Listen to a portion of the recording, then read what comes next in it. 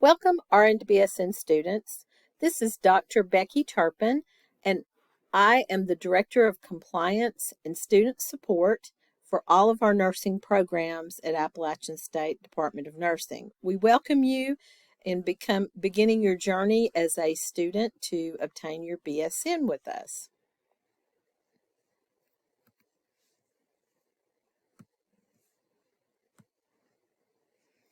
The purpose of this short clip is to talk a little bit about what's required in the RN to BSN program, and I'll try to hit the main topics. There is a PowerPoint for this provided that you can look back through the pages just to make sure the information of what we covered, if you need to refer back to it at some later time.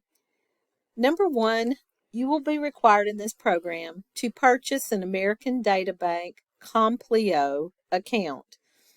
This will serve as your site for uploading all required compliance documents, and those will be reviewed by a Complio reviewer. And so you have to be specific with putting in your dates and uploading documents that prove everything for all the categories that are indicated. And we'll talk more about how you go about that in just a moment. You'll also have access to an As You Learn project site starting in, this fall of 2023, if not earlier. And this project site, you may say, what is that? Well, As You Learn is the platform that is used for all your RN to BSN online courses. And it has a couple different sections in there. One is just for general courses. Then there is a project site that you click on, and it takes you to like another area where there's extra little committees or extra little educational things that allow you to do some training. And so one of these that's set up will be set up specifically under the project header for your RN to BSN class beginning in 2023. And so within this, you will find tons of information that Ms. Coleman has put in there about the program. There'll be all kinds of links and videos and different things that explain things about compliance that is more detailed than what we'll go into today. But that will be one of your primary locations when you're trying to get an answer to a compliance issue or what you have to get ready to be compliant with the program. Always start there first because there's lots of guides, instruction sheets, PowerPoint presentations that are recorded for you to give you help, and a lot of links to training that's required and things as well.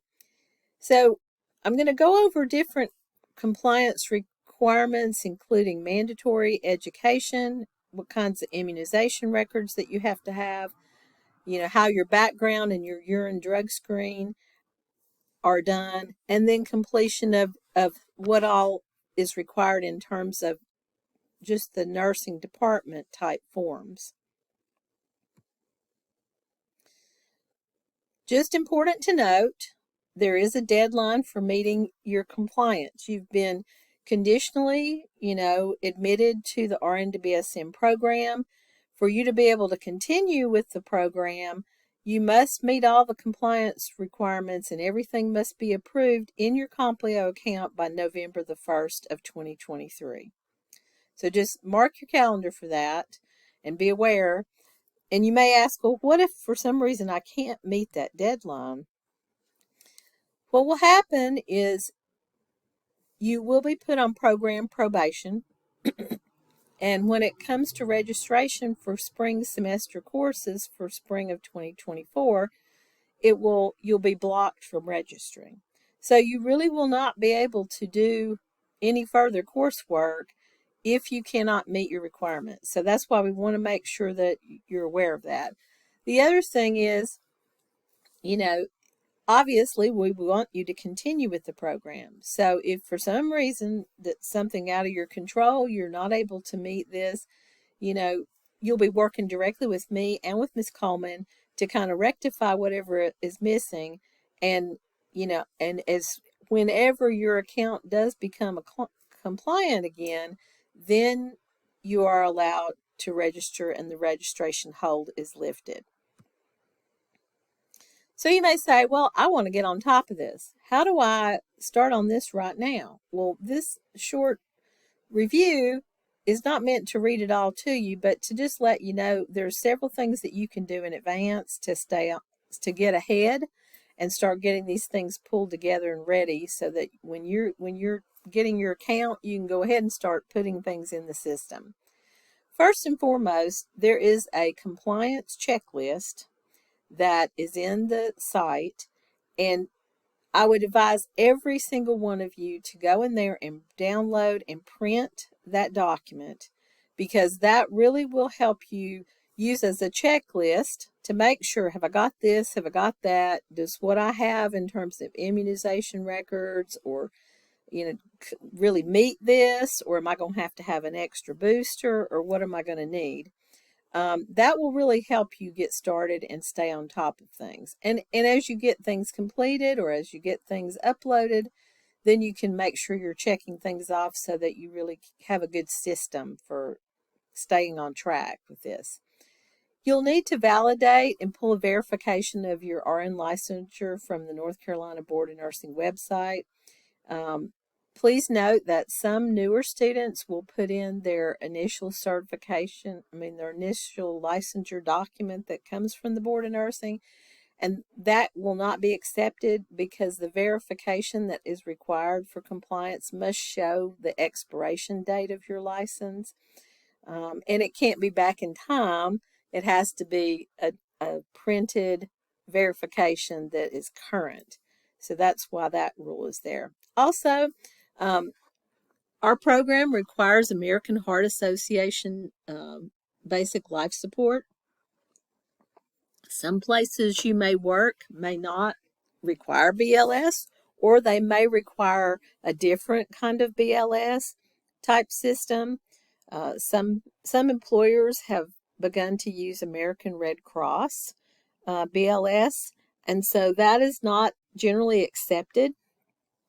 So if you don't have American Heart Association BLS, I would encourage you to try to get that in advance. You'll want to save, when you get your e-card from them, save that and, save that as a PDF. Or if for some reason you have a hard copy card somewhere, go ahead and scan that and get that, because you're going to need to upload evidence of that. Now, back to the As You Learn project site. Again, this is going to contain a ton of different instructions and everything that you kind of need to get going. The site is going to have the link to Complio, the account system that you're going to do and set up. And it has instructions and a step-by-step guide that's there that you can open and go every page and every site in the website, so that it helps navigate you through selecting the right things that you have to order. Again, the As You Learn site is going to have a link to core orientation. That is required by our program and has to be repeated annually as long as you're in the program. So make sure that when you do complete this, that you download the completion certificate, because again, you're going to have that document upload and show that. Also, in the As You Learn project site, there are going to be HIPAA and bloodborne pathogens training modules to just look through and then take a quick post exam, and then you will also, it gives you instructions on how to print out the results of your test there, so that those can be uploaded in Complio as well. This site is really important, and I would encourage you guys to log into it, every couple weeks or so. But it also has a method for sending out emails and announcements and different things by myself, by certain faculty, as well as by Miss Coleman. So those are there to kind of help get you have a centralized way that we can send out communication to you through that site. And when we do that, it will automatically send that out to your email in App State's email system as well. So it kind of centralizes things for everybody. So again, Complio is owned and run by American Data Bank, which is a company that is out of Denver, Colorado. And I just bring that up because if you start this journey, just know that they are typically 3 hours behind us. So, you know, if you try to call at 8 o'clock in the morning, there's not going to be somebody there because it's 5 o'clock there. Again, there is a Complio instructions guide that takes you step by step in setting up your Complio account, and what package you'll be ordering will include, it's like a bundle that includes a background check, a 12 panel drug screen, plus an additional test for fentanyl. And then it has the order for your compliance tracker. And the tracker really, is where all the elements that you have to complete are going to be in that tracker. So that's where you're going to spend the majority of your time, is working in this tracker. Make sure to order the RN to BSN package and not the BSN package. The BSN package is the one that our undergraduate program does, which has some variations in terms of things on the compliance tracker, and so you don't really need that. Just know that my position oversees this, so if you have any questions at all, please email me. There is a contact information that we'll see for a lot of different people at the end of this. But again, my name is Becky Turpin, and you can email me at AppState. You can call my office number, and I will get back with you fairly soon. There are also things to remember about all these documents that you're going to be uploading to Complio. Your full student name has to be on a document if you upload it. Doesn't mean it has to be printed on there. It might be a document you have and you just need to handwrite your name on there or type it on there. Same thing with your banner ID. When you become a student, you're going to be assigned a ID as a student, and it's called banner ID. So you'll need to, a lot of folks will, to make this quick because you're using a lot of PDFs, is they'll just go ahead and have some little thing that's like a signature or a little text box that's saved as a picture that has their full name, their banner ID, and then they, instead of handwriting all this, they'll just insert that at the top of whatever form that they're doing on some of these things, and it saves some time. You will have to have legible medical provider name and signature.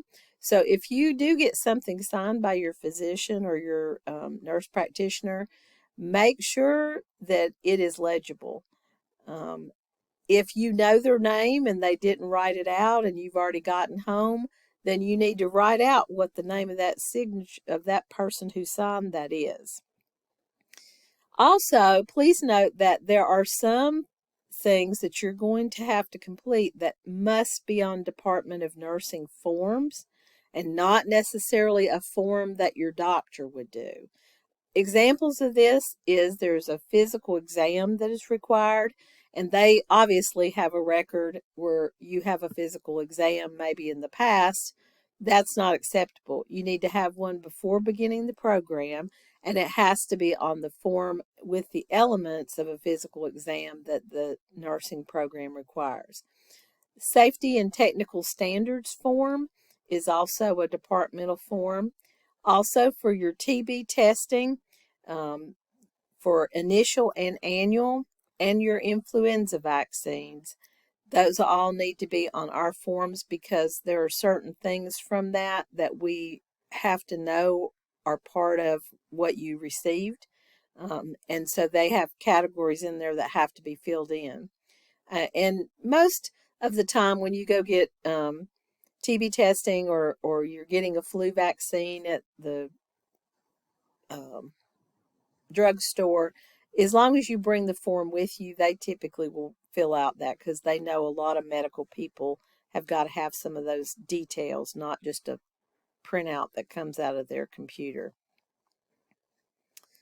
So please make sure to go ahead and print out all the medical forms that you know that you're going to need, particularly those that I just mentioned. To get the quickest access to student forms from the Department of Nursing website, you're going to go on our website, click the Students tab, and then on the lower right side of that page is a whole bunch of links to all of the student forms. Go ahead and complete the portions that you can to have them ready. So when you go to a provider, some of that's done already. So that just kind of helps you get some of that ready to go. So now we're going to talk about some of the elements of what's required, and I'll try to be as brief as I can, but there's quite a bit, so we'll run through this fairly quickly. As I mentioned, you're going to have a physical exam and a safety and technical standards document. These two forms are available in the project site, but they're also available, all of the forms are available on the Department of Nursing website. These both require a medical provider signature, so you need to go ahead and get an appointment set up for early fall, if at all possible, or even late summer is fine. Please note that the physical exam requires an eye exam. If your provider does not do these type of exams, you may want to check up with them first. So you may have to go to an eye doctor as well, and you can have both doctors sign at the bottom of the form just to show who did what portion. That is acceptable. The purpose of the safety and technical standards is to kind of validate if you have any special needs that may need some accommodations while you're in school. So you will go in and actually complete all of the questions on that. You are doing that assessment of yourself and have that already ready. And when you go to your doctor's appointment, you can just have them review your answers based on what your physical exam showed. And, they can make notations about anything and just verify that they have reviewed that with you as part of your visit. Your criminal background check is ordered in Complio as noted in the instructions guide when you're ordering your account. So be clear on this. You may have had a background check at a job 3 weeks before this. It doesn't matter. All of our intake of things like background checks and urine drug screens have to be done through our own system so that we ensure chain of custody, and these reports will come directly to us in the Complio system.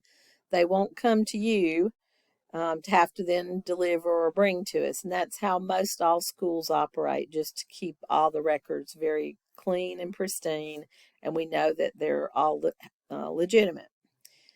These are really required by all nursing programs, and I would encourage you to, you're going to have this come back pretty quick in Complio. So just know that if you order your account, usually the background check, it automatically goes and runs right after you order it. So it's usually maybe 3 to 5 days that it comes back. So it's really pretty quickly, and it will just show up in your list of things that's in the Complio system as there. If for any reason it flags anything, then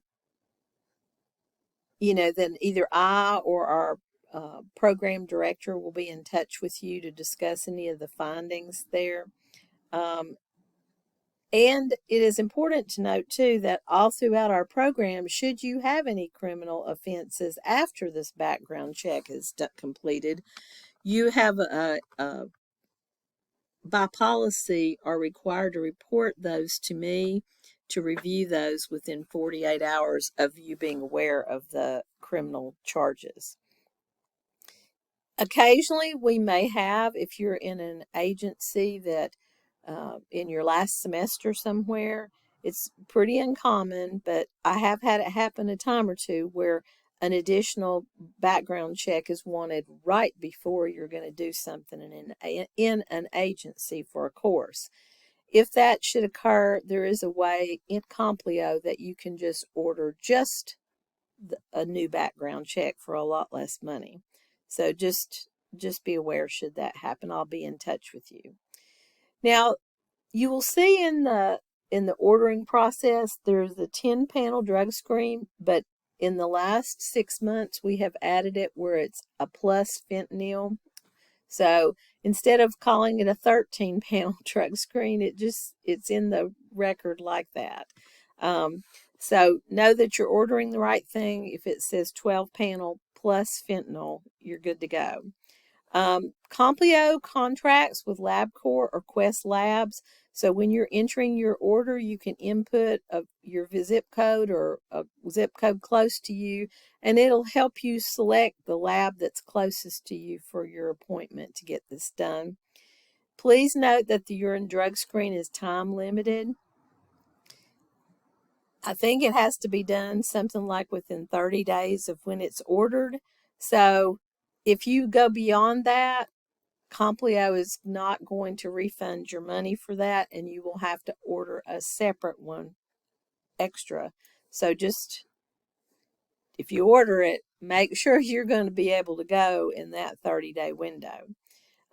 Also, make sure that you really follow all the directions. You need to take the registration number from Complio with you to the appointment, along with the photo ID. So it's important to follow those directions to the T, because you don't want to get to the LabCorp or to Quest and they think that you're just coming in there for LabCorp itself to be doing this. They have got to know that you've already paid for this. Here's how you're registered through Complio. And so they then tie the report that comes from that, and the charge goes back to the correct place, and you don't incur a separate charge from LabCorp or Quest. Another thing to point out is, although drug screens are done initially, if there's any, we do have kind of a no tolerance policy regarding substance abuse. So if there's any issues that indicate that there might be a need for additional testing, like reasonable suspicion, just cause kinds of behaviors, sometimes with an emergency or an accident, there may be a reason to get a repeat one. Should somebody get a drug screen that comes back that has a concern, you may be asked to provide prescription information that goes along with that in a timely fashion. And occasionally students may get like a dilute sample because they tried to drink a whole lot of water as they were going over there, and so then the urine sample is too dilute. If that comes back, that cannot be accepted, even though it says dilute negative. It will have to be repeated at an extra cost. So just try to follow their directions pretty closely so that you're not running into problems with that. All right, tuberculosis testing. Even though your own hospital may not be having you do TB testing annually, some of that was put on hold during the pandemic. A lot of those restrictions are lifted, and some hospitals never gave this up. And so as a result, in fact, many of them that we work with did not give that up. But our program still requires that you have an initial 2-step Man-2 PPD skin test, and then annually thereafter, as long as it's within 365 days, then you can just have a 1-step every year thereafter. And a 2-step test means that you get a PPD skin test, and then it gets read in 48 to 72 hours. And then 7 to 21 days after the first skin test was placed, you get a second PPD placed, and then in 48 to 72 hours, that gets read, and then that completes that. Again, we have a specific form for initial testing that you'll need to use for this. And the other option that some students just prefer to do because of time, because 4 visits to go get a 2-step test done is just not in everybody's time window these days because everybody's so busy and working so much. So a lot of times people will just want to, let me just go get a blood test. And so you can get an IGRA, quantiferin gold testing, or a T-spot. And you can do that annually instead if you need to. But that's a little more expensive, but 4 trips to go get something done for getting a 2-step takes a long time. So everybody has to kind of just decide which is more advantageous for them. Other immunizations, you'll need to have records where it shows that you have 2 doses of MMR vaccines when you were younger. If you cannot locate those childhood dates and some definite printout that shows that's legitimate, then you'll have to get a titer drawn to see that you're immune to measles, mumps, and rubella. In childhood, most everybody has DPT times 3 doses, and then they will have a Tdap. If it has been more than 10 years or more since you last had a Tdap or a tetanus diphtheria booster, then you'll need to have one of those in that category that is less than 10 years old. The other thing is you'll need to have 2 doses of varicella immunizations. And if you've not had that, then you'll have to have a positive for immunity titer drawn that shows that. For hepatitis B, there are 3 doses and a positive titer showing immunity. And a lot of people got the 3 hepatitis B immunizations when they're fairly young. And then it's been 10, 15 years, and because you were in school, you were never required to really get a titer. So you may have the 3 doses, but when you go to get a titer, it's not showing immunity anymore. And usually the physicians or public health, wherever you go, or your employer may say, well, it's really up to you whether or not you want to take additional, vaccines to try to get immune. In the compliance system, it's all or no. So if you have 3 doses and you get a titer and it's not immune, it doesn't count. So you have to either do something and get an immune status, or the other option is just to simply say, I'm just really not going to go through all those series of shots right now, or I may do the shots, but it's going to take a few months and I won't get the retiter to show immunity for, a good while. So in the meantime, you can go ahead and do a Hep B declination form, which is in our forms on the website, like I mentioned.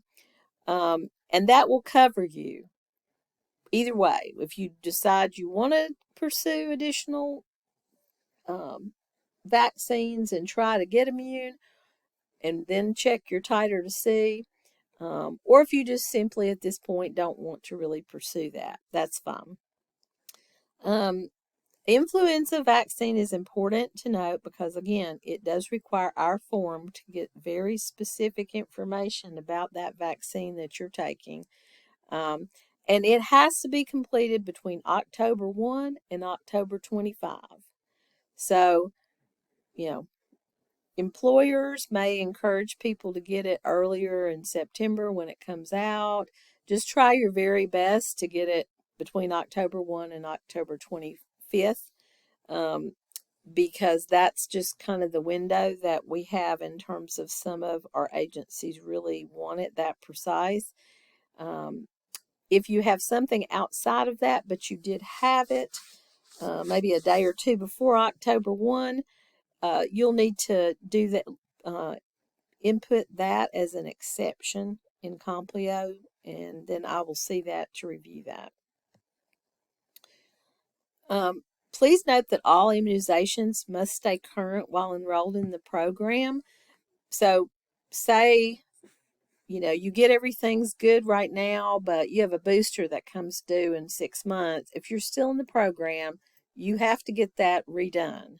So just know that, it's the keeping compliance through till you finish the program is required. And the Complio system is going to send you information letting you know that, this is due or this is coming up in 30 days. So you won't miss it. Another thing is COVID vaccine. We have a COVID-19 vaccination section in Complio because some agencies, actually a lot of the clinical agencies, require it. It's just important to know that our program for study doesn't really require that for RN to BSN. App State doesn't require vaccination, but if you are going to be doing some activities in your own agency or as a student, not as your employee, but as a student, you would want to complete that section. We've already talked about licensure and BLS, so I won't reiterate that, but there's kind of a little more detail there. Here is a nice link if you're looking for the online courses that you can take, or where you can go do it if you don't have access to it where you work. That gives you a little bit of a quick look through of the kind of courses you can get online. Required annual training, I've already mentioned about HIPAA and bloodborne pathogens and the core orientation that's in the As You Learn project site. And those are there, and when you get a look at it, that'll make sense. The HIPAA and the bloodborne pathogens will not be real lengthy, so it's just kind of there as an annual thing. And once you upload those certificates of where you've completed those, then it will let you know if you're like in the 2-year plan or a longer plan of study, when that may come up where you need to redo it. This here is also the link to the core orientation if you want to use the link that's in the PowerPoint. So you can go ahead and get started on that early if you want to. Another thing to remember is the HIPAA and the bloodborne training that is ours really requires a score of 90% on your quizzes. So just remember those, evidence of that does have to be uploaded into Complio as well. So let's say you've got all your documents together and you're ready to upload, big reminders. Again, full name, your banner ID, legible things that show the medical office name or the phone or address of the place that you're bringing that record from, legible, the provider name, legible. And they do say that using a scanned version over a screenshot is preferred, just because when you take a snapshot and you enlarge it, and the Complio reviewers or even myself, sometimes a screenshot will be so small, and when you go to, make it a little larger where the person who's reviewing it can read it, it blurs out on you and you can't as easily really validate that the dates or the names or some of that doesn't look as clear as it does. So just beware of that. The way Complio works is Complio, after you upload those things, usually someone from the Complio team is looking at that within 3 to 4 days. if there is, if it sits in there for 2 weeks and some of their reviewers have not reviewed it, I don't have any way of knowing that. So I don't get an alert when you upload anything. You're really paying the reviewers from that company to be reviewing your stuff and approving it and that kind of thing. Um, I am able to go in and approve something if you're getting down to a deadline. Um, but I'm not always available, on a weekend on October 31st. Just like, oh, let me stay up till midnight and review records for people. So a good thing to know is, because it takes them maybe almost a week of business days to have reviewed your things and approved them, make sure that you're not waiting till October 31st to upload things.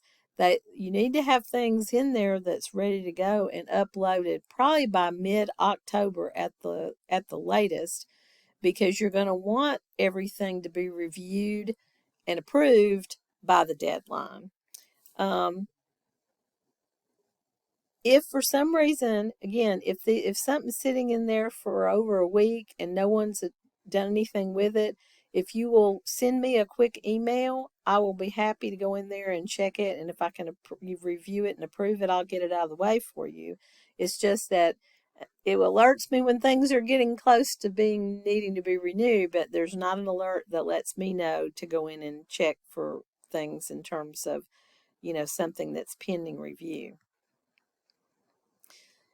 Most of our students in the RN to BSN program do not require uniforms, but I just put this information on there. If for some reason you want like a lab coat with our logo on it while you're doing some kind of clinical assignment in a place, a healthcare facility or something, you are welcome to use the uniform outfitters for that purpose. This is just, again, a list of the people in our department. Dr. Kathleen Raymond is the department chair for nursing, so she is our administrative supervisor. Dr. Jean Bernard is over all the undergraduate programs, which would include the RN to BSN program.